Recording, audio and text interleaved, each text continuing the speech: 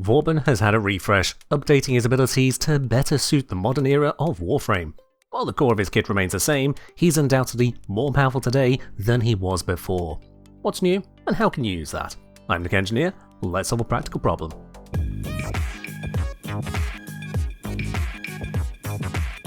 Vauban is a crowd control and damage dealing Warframe. Every part of his kit is either incapacitating an enemy or obliterating them, sometimes both. His first ability, Tesla Nervos, deploys rolling devices to shock and stun nearby enemies. Upgraded with its augment Tesla Bank, it also can deliver a substantial burst of damage to every enemy around the stun target when it dies. Largely the changes to this serve to make the Teslas a little more useful in their targeting by spreading out more, and otherwise made them a little more visible. His second ability, Mine Layer, has been simplified. No longer do you have a 4-option selector wheel to cycle through, instead you can tap cast for one mine, hold cast for the other. Tether Flechette combines enemy incapacitation with the rapid piercing attacks Vauban is well known for. If you were usually deploying both mines before, this is effectively a 50% energy cost and cast time reduction. The damage scaling with level hasn't changed, meaning that for every 10 levels above 1, the damage increases by 100%. Vector Overdrive combines damage enhancement for allies with the directional yeet Vauban is well memed on. This does mean that to get the overdrive buff, you or your allies must be subjected to the launch effect of Vector. No amount of rolling, slamming, or other moves can skip this, though a backflip can give the middle finger to momentum.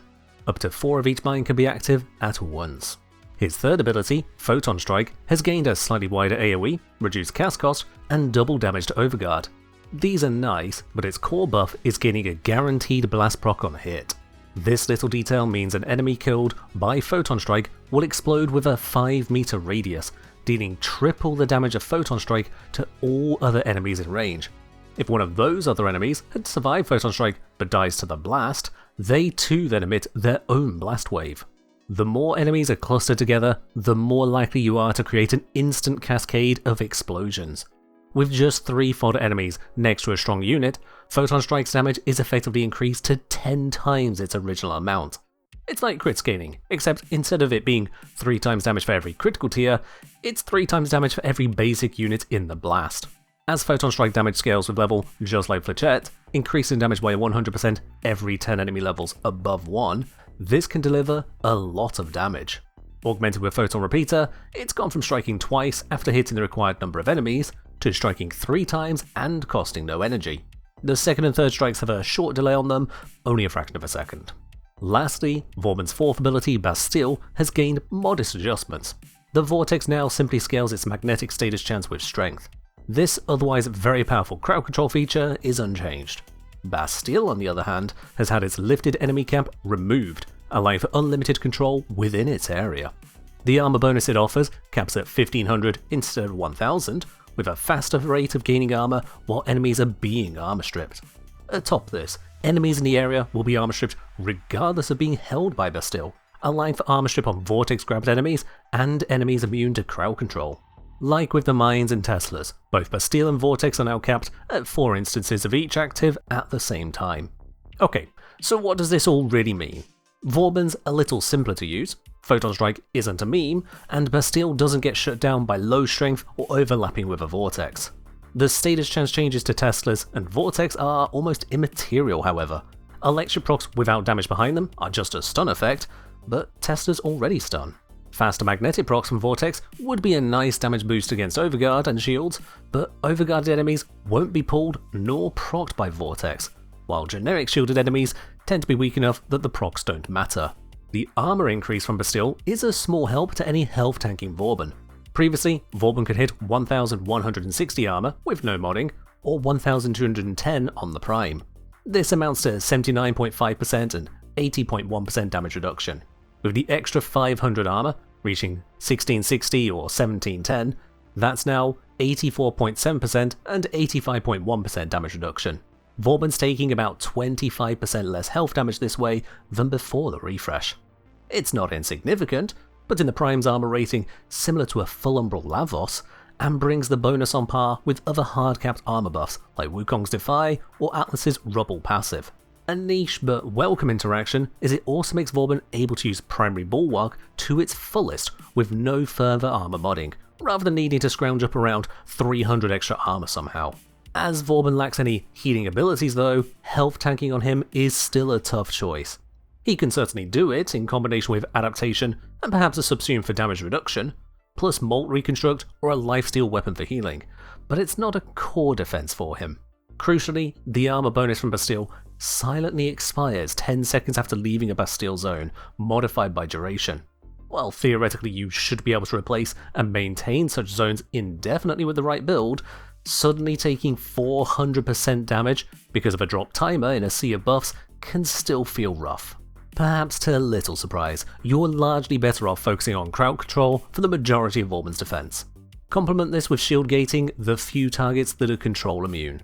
Or, if you're running a full cast of Vauban, equip a Shade Sentinel or Huras Kubro for near permanent invisibility.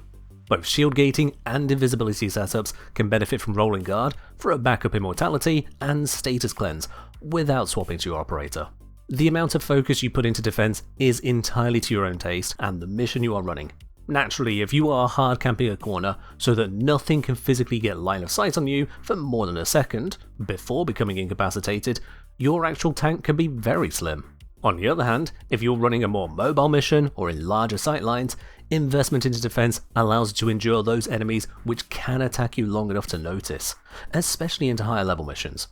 Eximus in particular are a huge threat to Vauban owing to their control immunity via Overguard. A precision weapon capable of removing that Overguard near instantly is a big deal for him defensively.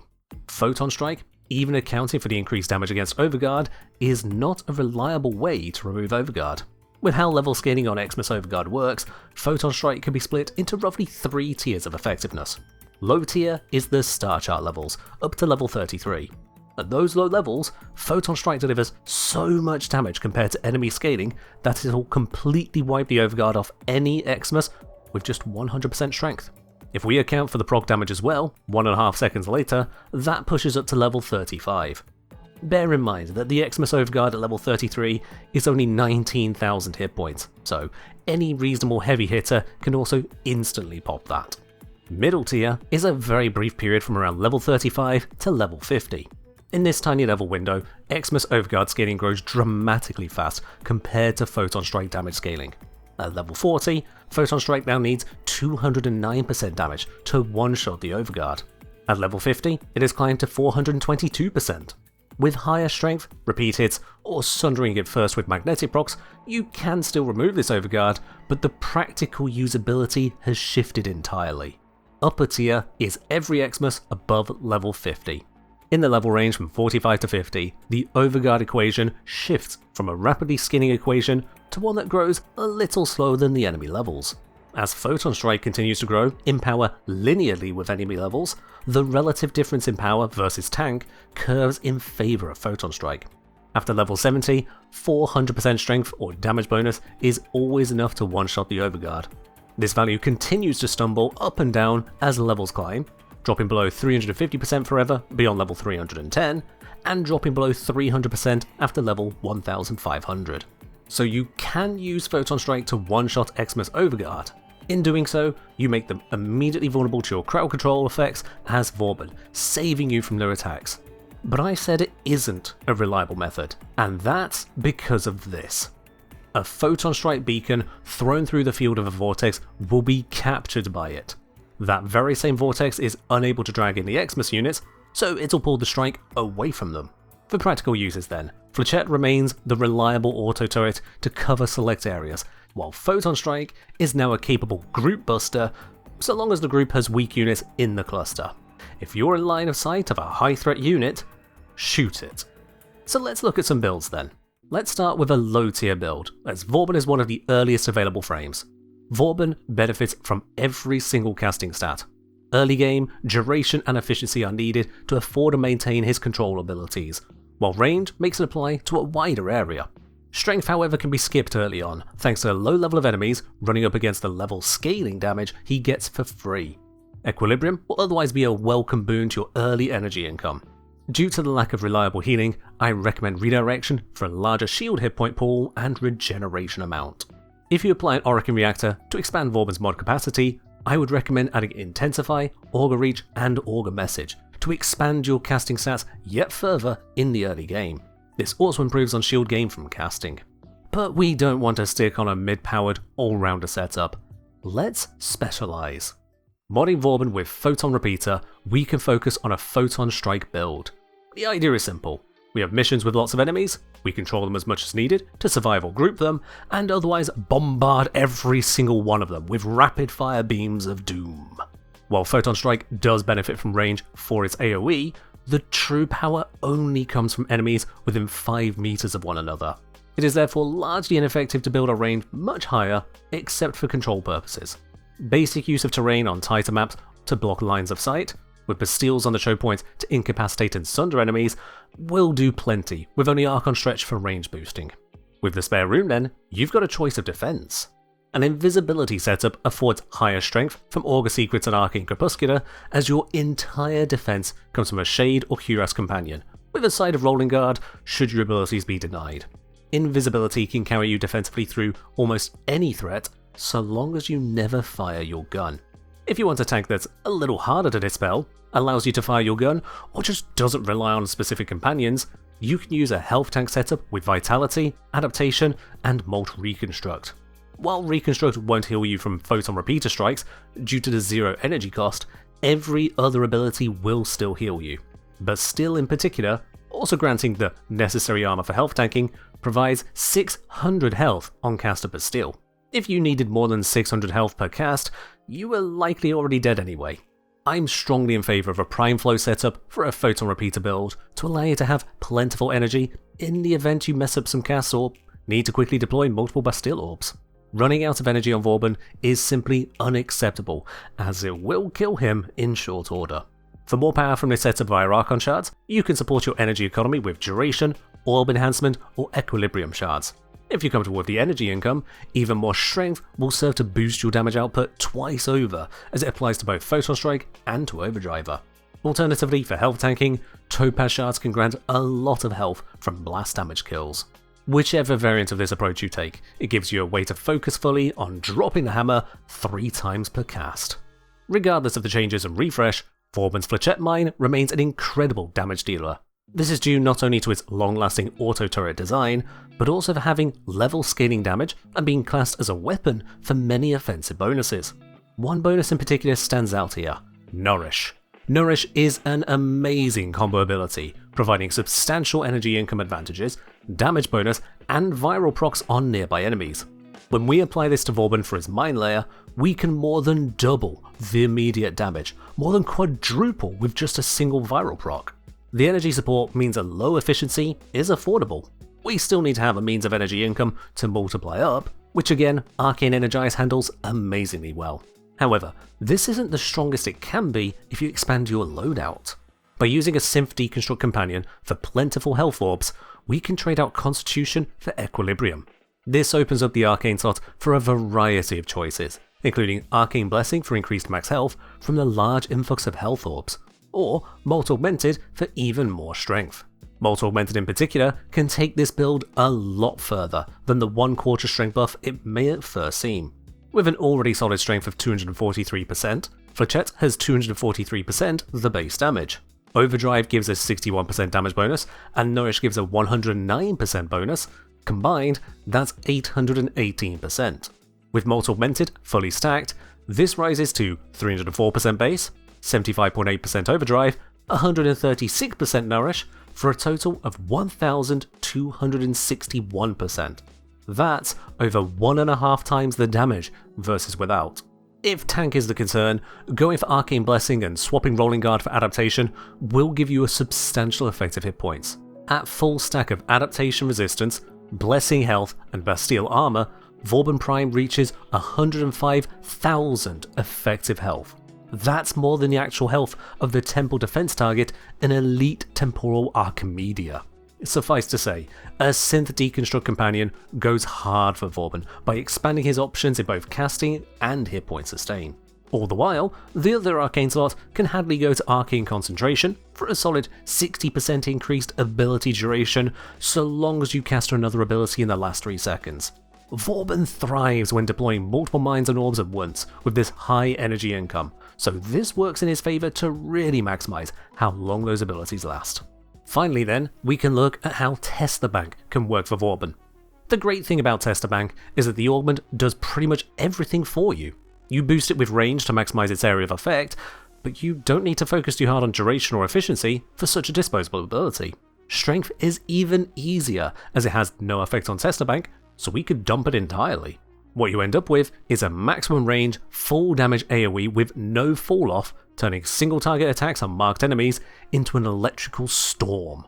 Dumping strength does come with serious downsides however. Flechette and Overdrive lose all their power to assist, but still removes armor at a snail's pace, but at least it can still hold unlimited enemies.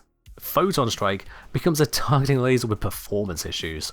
We can remedy one of these via Precision Intensify.